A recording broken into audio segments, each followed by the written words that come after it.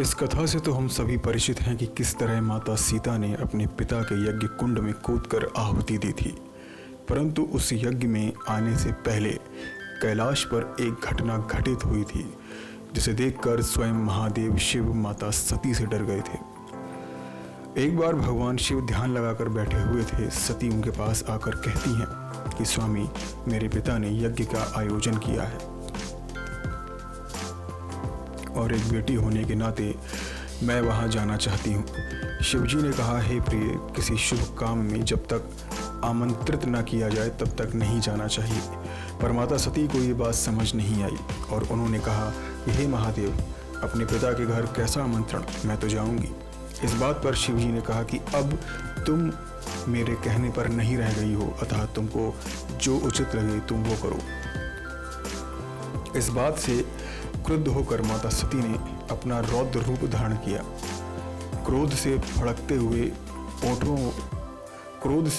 हुए ओठों वाली तथा कालाग्नि के समान नेत्रों वाली उन भगवती सती को देखकर महादेव ने अपने नेत्र बंद कर लिए।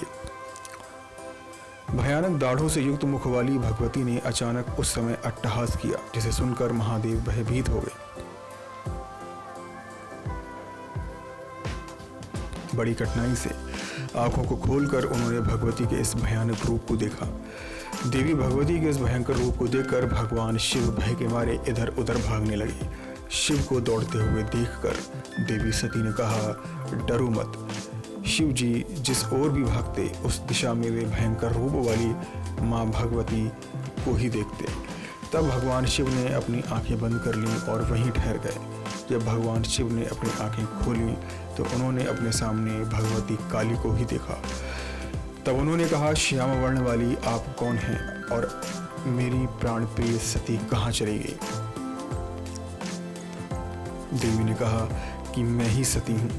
इस प्रकार शिवजी ने कहा कि हे देवी, मैं समझ गया कि आप ही समस्त चराचर विश्व को धारण करने वाली हैं। देवी ने कहा कि महादेव, अगर यज्ञ में आपका अपमान होगा तो मैं उस यज्ञ को पूर्ण नहीं होने दूंगी। ऐसा कहकर वे अपने सौम्य रूप में आ गईं। ऐसी ही विचित्र और रहस्यमयी कहानियों के लिए हमारे नेक्स्ट 9 स्पेशल को सब्सक्राइब करें। नेक्स्ट 9 स्पेशल से अभिषेक चौहान की रिपोर्ट।